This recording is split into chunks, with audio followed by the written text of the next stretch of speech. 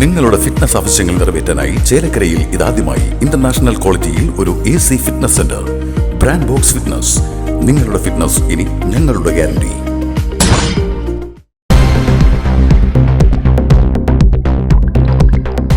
Pazhayannur block പഞ്ചായത്തിൽ വിവിധ പദ്ധതികളിൽ ക്രമക്കേടും ദുർഭരണവുമാണെന്ന് ഓംബുഡ്സ്മാന്റെ കണ്ടെത്തൽ. കോടിക്കണക്കിന് രൂപ ചെലവിട്ട പട്ടികജാതി ഫണ്ട് ഉപയോഗിച്ചു പോലും പൊതുപദ്ധതികൾ നടപ്പാക്കിയെന്നും അതെല്ലാം നിലച്ചു എന്നും തുടങ്ങി നിരവധി പദ്ധതികളുടെ പരാതിയുമായി ഓംബുഡ്സ്മാനെ സമീപിച്ചത് പഴയന്നൂർ ബ്ലോക്ക് പഞ്ചായത്ത് അംഗം PM അനീഷ്. സംഭവത്തിൽ ബ്ലോക്ക് പഞ്ചായത്ത് ഭരണസമിതിയും CPIM-ഉം ജനങ്ങൾക്ക് മുമ്പിൽ ഉത്തരം പറയണമെന്നാവശ്യപ്പെട്ട PM അനീഷിന്റെ വാർത്താ സമ്മേളനം. ഇന്നിങ്ങനെ പത്രക്കാരെ കാണാനുണ്ടായ സാഹചര്യം നമുക്കറിയാം. കേരളത്തിൽ ത്രിതല പഞ്ചായത്ത് സംവിധാനം അധികാരത്തിൽ വന്ന് 3 വർഷം പിന്നിടുകയാണ്. പഴയന്നൂർ ബ്ലോക്ക് പഞ്ചായത്ത് കഴിഞ്ഞ കാലഘട്ടത്തിലും ഇടതുപക്ഷ ജനാധിപത്യ മുന്നണിയാണ് ഭരിച്ചിരുന്നത്. രണ്ടാമതും ഇടതുപക്ഷ ജനാധിപത്യ മുന്നണിക്ക് ഭരണം കിട്ടി. 2020 തുടങ്ങിയ ഈ ഭരണസമിതിയുടെ കാലഘട്ടം മുതൽ നമ്മൾ ഈ സമൂഹത്തിൻ്റെ മുന്നിലും ഭരണസമിതിക്കകത്തും പത്രക്കാരോടും എല്ലാം പറയുന്ന ഒരുപാട് വിഷയങ്ങളുണ്ടായിരുന്നു. നമുക്കറിയാം, sanitary napkin unit, plastic shedding unit, ചക്ക സംഭരണ സംസ്കരണ യൂണിറ്റ്, കയർ കോംപ്ലക്സ് തുടങ്ങി ഒട്ടനവധി പദ്ധതികൾ, കോടിക്കണക്കിന് രൂപ ചെലവഴിച്ച് നടപ്പിലാക്കിയ പദ്ധതികൾ പാതി വഴിയിൽ ഉപേക്ഷിച്ചുമായി സംബന്ധിച്ച് ഒരുപാട് തവണ നമ്മൾ ചർച്ച ചെയ്തു. ഇതുമായി ബന്ധപ്പെട്ട് ഒരുപാട് മറുപടികളും ഭരണസമിതിക്ക് നേതൃത്വം കൊടുക്കുന്ന ആളുകൾ പറഞ്ഞിരുന്നു. പക്ഷേ നമ്മൾ ഉദ്ദേശിക്കുന്ന തരത്തിലേക്ക് ഫലപ്രാപ്തിയിലേക്ക് എത്താത്തതിൻ്റെ ഭാഗമായി നമുക്കറിയാം, ത്രിതല പഞ്ചായത്ത് സംവിധാനത്തിൽ നമുക്ക് നേരിട്ട് ഇടപെടാവുന്ന തദ്ദേശ സ്വയംഭരണ സ്ഥാപനങ്ങൾക്ക് വേണ്ടിയുള്ള ബഹുമാനപ്പെട്ട ഓംബുഡ്സ്മാന്റെ മുന്നിൽ നമ്മൾ പരാതിയുമായി പോവുകയുണ്ടായി. അതിൻ്റെ ഭാഗമായി 20/11/2023 ഈ പദ്ധതികളെ സംബന്ധിച്ച് എൻ്റെ ആശങ്കകളും അഭിപ്രായങ്ങളും ബഹുമാനപ്പെട്ട ഓംബുഡ്സ്മാന്റെ മുന്നിൽ പറഞ്ഞു. ഭരണസമിതിക്ക് വേണ്ടി ബഹുമാനപ്പെട്ട സെക്രട്ടറിയും ഉണ്ടായിരുന്നു. വാദം കേട്ടതിനു ശേഷം നമ്മൾ പറയുന്ന കാര്യങ്ങൾ അത് ശരിയാണെന്നും അത് ഇപ്പോൾ നടക്കുന്ന തെറ്റായ പ്രവർത്തനങ്ങളാണെന്നും ഓംബുഡ്സ്മാൻ കണ്ടെത്തിയിരിക്കുകയാണ്. അതിൻ്റെ ഭാഗമായി ഓംബുഡ്സ്മാൻ പറഞ്ഞ വാചകം 6 കോടി രൂപയിലധികം ചെലവഴിച്ച പദ്ധതികൾ എന്തുകൊണ്ടാണ് നടപ്പിലാക്കാൻ സാധിക്കാത്തത്? അത് നടപ്പിലാക്കാൻ സാധിക്കാതെ വരുന്നത് പ്രഥമ ദൃഷ്ടിയാൽ ക്രമക്കേടും ദുർഭരണവും ഉണ്ടെന്ന് കാണുന്നു എന്നാണ് ബഹുമാനപ്പെട്ട ഓംബുഡ്സ്മാൻ അദ്ദേഹം പറഞ്ഞ വിധി ന്യായത്തിൽ പറഞ്ഞത്. ഇതുമായി സംബന്ധിച്ച് ഈ ഭരണസമിതി നടപ്പിലാക്കിയ എല്ലാ പദ്ധതികളും പെർഫോമൻസ് ഓഡിറ്റ് നടത്തി ഇതിൻ്റെ എന്താണ് കാര്യകാരണങ്ങൾ എന്ന് കണ്ടെത്താൻ വേണ്ടി വിധിച്ചിരിക്കുകയാണ്. നമുക്കിവിടെ പറയാനുള്ള കാര്യം, ഇടതുപക്ഷ ജനാധിപത്യ മുന്നണി നേതൃത്വം കൊടുക്കുന്ന ബ്ലോക്ക് പഞ്ചായത്തിൽ ഞാൻ ഇതിനു മുന്നേ പറഞ്ഞതുപോലെ തന്നെ ഏറ്റവും വിഷമകരവും ദുഃഖകരമായ കാര്യം, കോടിക്കണക്കിന് രൂപയുടെ പട്ടികജാതി ഫണ്ടാണ് ഉപയോഗിച്ചിട്ടാണ് ഇത്തരം പൊതു പദ്ധതികൾ നടപ്പിലാക്കിയിരിക്കുന്നത്. നമുക്കറിയാം, ഇന്ന് പട്ടികജാതി കോളനികളുടെ അവസ്ഥ, വീടില്ലാത്ത അവസ്ഥ, അവർക്ക് നടപ്പിലാക്കേണ്ട ഒട്ടനവധി പദ്ധതികളെ സംബന്ധിച്ചല്ല നമുക്കറിയാം. ആ പണം ഉപയോഗിച്ച് നടപ്പിലാക്കിയ പദ്ധതികൾ നടക്കട്ടെ. ആ ഭരണസമിതിയാണ്, കഴിഞ്ഞ ഭരണസമിതിയാണ് അതിന് നേതൃത്വം കൊടുത്തിരുന്നത്. ആ ഭരണസമിതിയുടെ തീരുമാനപ്രകാരം നടന്നു. പക്ഷെ ആ പദ്ധതി തുടർന്ന് പ്രവർത്തിപ്പിക്കേണ്ടേ? ഈ സാനിറ്ററി നാപ്കിൻ യൂണിറ്റ് എന്ന് പറയുന്ന കോടിക്കണക്കിന് രൂപ ചെലവഴിച്ച പദ്ധതി തുറന്ന് പ്രവർത്തിക്കേണ്ടേ? പ്ലാസ്റ്റിക് ഷെഡിംഗ് യൂണിറ്റ് തുറന്ന് പ്രവർത്തിക്കേണ്ടേ? അതുപോലെ തന്നെ ചക്ക സംസ്കരണ പ്ലാന്റ് തുറന്ന് പ്രവർത്തിക്കേണ്ടേ? ഈ പദ്ധതികളൊന്നും തുറന്ന് പ്രവർത്തിക്കാതിരുന്നിട്ടും ഇന്ന് ബ്ലോക്ക് പഞ്ചായത്തിൽ വർക്കിംഗ് ഗ്രൂപ്പ് നടക്കുകയാണ്. പുതിയ ഇത്തരം പദ്ധതികളുമായിട്ടാണ് മുന്നോട്ട് പോകുന്നത് എന്നാണ് ഞാൻ മനസ്സിലാക്കുന്നത്. അതിൻ്റെ വിവരങ്ങൾ നമുക്ക് വരും ദിവസങ്ങളിൽ കാണാം. ഞാനിതിനകത്ത് പറഞ്ഞു വരുന്നത്, വളരെ അടിയന്തരമായി ഇതിൽ അഴിമതി നടന്നിട്ടുണ്ടെങ്കിൽ ആ അഴിമതി പുറത്തു കൊണ്ടുവരാനുള്ള ബാധ്യത ഇവിടുത്തെ ഉത്തരവാദിത്തപ്പെട്ട ആളുകൾക്കുണ്ട്. ഇതിൽ ക്രമക്കേട് നടന്നിട്ടുണ്ടെങ്കിൽ ആ ക്രമക്കേട് നടത്തിയ ആളുകളിൽ നിന്നും ആ പണം കണ്ടുകെട്ടേണ്ട ബാധ്യത ഈ ഭരണസമിതിക്കുണ്ട്. അതല്ലെങ്കിൽ ഇവിടുത്തെ പൊതുസമൂഹത്തിന് മുന്നിൽ CPIM ഇതിന് മറുപടി പറയേണ്ടതുണ്ട്.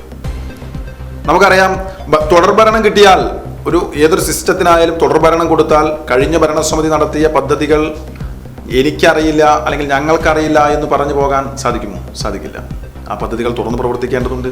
ആ തുറന്ന് പ്രവർത്തിക്കുന്നതോടൊപ്പം തന്നെ അതിൻ്റെ ക്രമക്കേടുകളും അതിൻ്റെ അഴിമതിയും ധൂർത്തും എന്തെല്ലാമാണെന്ന് ഈ പൊതുസമൂഹത്തിനോട് പറയേണ്ടതുണ്ട്. അതിൻ്റെ ഭാഗമായിട്ടാണ് ഇങ്ങനെ ഒരു പത്രസമ്മേളനം വിളിച്ചത്. ഇതിന് മറുപടി പറയാൻ പഴയന്നൂർ ബ്ലോക്ക് പഞ്ചായത്ത് പ്രസിഡന്റ് അഷറഫ് അവറുകളും അതുപോലെ തന്നെ ഇതിനെല്ലാം നേതൃത്വം കൊടുക്കുന്ന CPIM-നും വലിയ ഉത്തരവാദിത്തമുണ്ട് എന്നാണ് ഈ അവസരത്തിൽ പറയുന്നത്. സാനിറ്ററി നാപ്കിൻ യൂണിറ്റിന് ആ യൂണിറ്റ് പഴയന്നൂർ ബ്ലോക്ക് പഞ്ചായത്തിൻ്റെ ആണെന്ന് ഒരു 500 രൂപ മുടക്കിയ ഒരു ബോർഡ് വെക്കണം. നമ്മുടെ ഒരു ആവശ്യമാണ്. അവിടെ 10 ലക്ഷം രൂപ വിലയുള്ള ജനറേറ്റർ ഉണ്ട്. 250 രൂപ മുടക്കി ആ ജനറേറ്ററിന്റെ മേലെ ആ ജനറേറ്റർ സംരക്ഷിക്കാനൊരു അവസരം ഒരുക്കണം. പറഞ്ഞിട്ട് 1.5 വർഷം കഴിഞ്ഞു. ധാർഷ്ട്യം ചെയ്തിട്ടില്ല. നിങ്ങൾ പരിശോധിക്കൂ, ചേലക്കര മേപ്പാടത്ത് 250 രൂപ മുടക്കി ഒരു ടാർപ്പായ കെട്ടുവോ? 10 ലക്ഷം രൂപയുടെ ജനറേറ്ററാണ് അവിടെ ഇരിക്കുന്നത്. നിങ്ങൾ ആ പദ്ധതിയുടെ മുന്നിൽ ഇത് പഴയന്നൂർ ബ്ലോക്ക് പഞ്ചായത്തിന്റെ ആണെന്ന് എഴുതി വെക്കുവോ? ചെയ്തിട്ടില്ല. പ്രവർത്തനങ്ങൾ RRF-ന് പണം വെച്ചിട്ടുണ്ട്, ചക്ക സംസ്കരണ യൂണിറ്റ് പണം വെച്ചിട്ടുണ്ട്, സാനിറ്ററി നാപ്കിൻ യൂണിറ്റ് പണം വെച്ചിട്ടുണ്ട്. തുടർ പ്രവർത്തനങ്ങളായിട്ട് ഏറ്റെടുക്കുന്നു എന്ന് തന്നെയാണ് ഇപ്പോഴും അവർ അവകാശപ്പെടുന്നത്. പക്ഷെ വർഷം 3 കഴിഞ്ഞില്ലേ, തുറക്കണ്ടേ? പണം ഒരു പദ്ധതിയിലേക്ക് വീണ്ടും പണം വെക്കലല്ലോ, വികസനം ആണോ? ഇപ്പോഴും വെച്ചിട്ടുണ്ട്. ഈ നടപ്പ് സാമ്പത്തിക വർഷത്തിൽ വെച്ചിട്ടുണ്ട്. ഓംബുഡ്സ്മാനോ മുന്നിൽ സെക്രട്ടറി പറഞ്ഞ് വരാൻ പോകുന്ന സാമ്പത്തിക വർഷത്തിൽ വെക്കുന്നുണ്ടെന്നാ. 2017, 18, 16, 15 തുടങ്ങിയ പദ്ധതികൾ 10 വർഷക്കാലമായി പണം വെച്ചുകൊണ്ടിരുന്നില്ലല്ലോ. ഒരു പദ്ധതി എന്ന് പറയുന്നത് ഏപ്രിൽ 1-ാം തീയതി മുതൽ മാർച്ച് 31-ാം തീയതി വരെ തുടങ്ങുന്ന ഒരു പദ്ധതി മൾട്ടി ഇയർ പദ്ധതികളാക്കാം. 1, 2, 3 വർഷം എടുക്കാം. തുറക്കണ്ടേ? ഒരു ഇംപ്ലിമെന്റേഷൻ നടക്കണ്ടേ? അത് നടന്നിട്ടില്ല. അതാണ് ഇതിന്റെ വിഷയം. ഇപ്പോൾ RRF-നെ സംബന്ധിച്ച് ഇവര് ഓംബുഡ്സ്മാന് കൊടുത്തത് RRF തുറന്ന് പ്രവർത്തിക്കാത്ത അവിടുത്തെ മോട്ടോർ കളവ് പോയി എന്ന് പറഞ്ഞിട്ടാണ്. മോട്ടോർ കളവ് പോയത് എന്നാണ് നമുക്ക് എല്ലാവർക്കും അറിയാം. അതിന്റെ രസകരമായ ഒരു വസ്തുത, പഴയന്നൂർ പോലീസ് സ്റ്റേഷനിൽ FIR കൊടുക്കുന്നത് 25 HP എന്ന് പറഞ്ഞിട്ടാണ്. ഇപ്പോഴും അതിന് ക്ലാരിഫിക്കേഷൻ നമുക്ക് കിട്ടിയിട്ടില്ല, രേഖകളില്ല. അവിടെ FIR ഇട്ടത് 7 HP എന്ന് പറഞ്ഞിട്ടാണ്. അപ്പം ഞാൻ ചോദിച്ചത് എത്ര HP മോട്ടറാണ്? ആർക്കും അറിയില്ല. ഇതിൻ്റെ ഒരു കൃത്യതയാണ് നമുക്ക് വേണ്ടത്. ആ കൃത്യത ഇല്ല. ആ RRF-ലെ മോട്ടോർ കളവ് പോയതുകൊണ്ട് മാത്രമല്ല അവിടെ മാലിന്യ സംസ്കരണം നടക്കാത്തതെന്ന് ഈ പൊതുസമൂഹത്തിലെ മുഴുവൻ ആളുകൾക്ക് അറിയാലോ. പിന്നെ അവന് പറഞ്ഞ കാരണം കോവിഡാണ് ഇതിനെല്ലാം വിഷയം എന്ന് പറഞ്ഞു. പക്ഷേ ബഹുമാനപ്പെട്ട ഓംബുഡ്സ്മാൻ അതൊന്നും അംഗീകരിച്ചില്ല എന്നുള്ള വസ്തുതയാണ്. കോവിഡാണോ വിഷയം? കോവിഡ് കഴിഞ്ഞിട്ട് വർഷം 2 കഴിഞ്ഞില്ലേ? കോവിഡിന്റെ കാരണത്താൽ പറഞ്ഞ് നമ്മുടെ നാട്ടിലെ പദ്ധതികൾ നടക്കാതിരിക്കുന്നത് ശരിയാണോ? അല്ലല്ലോ. കോവിഡ് കഴിഞ്ഞു, നമ്മൾ പദ്ധതിയുമായി മുന്നോട്ട് പോകണം. ഇപ്പോഴും നടപ്പ് സാമ്പത്തിക വർഷവും പദ്ധതികൾ വെച്ചിട്ടുണ്ട്. ഇതിനകത്ത് ഈ പദ്ധതിയിലേക്ക് പണം വെച്ചിട്ടുണ്ട്. അപ്പം നമ്മൾ ആവശ്യപ്പെടുന്നത് 3 കാര്യങ്ങളാണ്. വളരെ അടിയന്തരമായി ഈ പറയുന്ന പദ്ധതികൾ വളരെ ജനങ്ങൾക്ക് ഗുണമല്ല, ജനങ്ങൾക്ക് ഉപകാരപ്രദമായ പദ്ധതികളാണ്. സാനിറ്ററി നാപ്കിൻ യൂണിറ്റ് എന്ന് പറയുന്നത് നമ്മളതിനകത്ത് ആശയം പറഞ്ഞു. അവസാനം വന്ന IO-ന്റെ മുന്നിൽ ബ്ലോക്ക് പഞ്ചായത്ത് യോഗത്തിൽ പറഞ്ഞ ആശയം വളരെ കൃത്യമായിരുന്നു. IO പറഞ്ഞത് സ്കൂളിലെ കുട്ടികൾക്ക് സ്കൂളുകളുമായി ബന്ധപ്പെട്ട് ഇത് ഉണ്ടാക്കി വിൽക്കാവുന്ന സാഹചര്യം ഉണ്ടാക്കണമെന്ന്. ഞാൻ പറഞ്ഞു സാധ്യമല്ല. എന്താ കാരണം? ഇന്ന് പഠിക്കുന്ന കുട്ടികൾ പുതിയ ജനറേഷൻ എല്ലാം ഇൻസ്ട്രോ കപ്പിലേക്ക് മാറിയിരിക്കുകയാണ്. നമ്മൾ അതിനകത്തൊരു കാരണം പറഞ്ഞു. ഇന്നും നമ്മുടെ നാട്ടിൽ സാനിറ്ററി ഉപയോഗിക്കാത്ത കുടുംബങ്ങൾ, പാവപ്പെട്ട പാർശ്വവൽക്കരിക്കപ്പെട്ട സാമ്പത്തികമായി പുറകോട്ട് നിൽക്കുന്ന ആളുകളുണ്ട്. അത്തരം കോളനികളിലേക്ക് നമ്മൾ ഫണ്ട് വെച്ച്, അനവധി ഫണ്ടുകളാണ് ഒരു രൂപവും ഇല്ലാതെ ഒരു പ്ലാനിങ് ഇല്ലാതെ പോകുന്നത്. ഫണ്ട് വെച്ച് സാനിറ്ററി ഉണ്ടാക്കി ഫ്രീ ആയി വിതരണം ചെയ്യാവുന്ന ഒരു സാഹചര്യത്തിലേക്ക് പോയാൽ പദ്ധതി തുടങ്ങാം.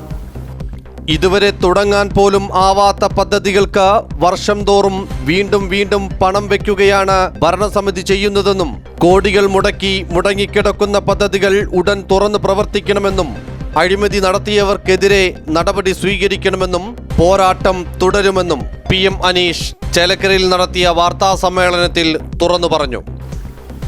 നമ്മൾ കൃത്യമായും ഇതിൽ ക്രമക്കേടുണ്ടെങ്കിൽ ആ ക്രമക്കേട് പൊതുജന മധ്യത്തിൽ കൊണ്ടുവരും. അഴിമതി നടന്നിട്ടുണ്ടെങ്കിൽ ആ അഴിമതി നടത്തിയ ആളുകളിൽ നിന്നും പണം കണ്ടുകെട്ടുന്നതിന് വേണ്ട എല്ലാ ശ്രമങ്ങളും നമ്മൾ നടത്തും.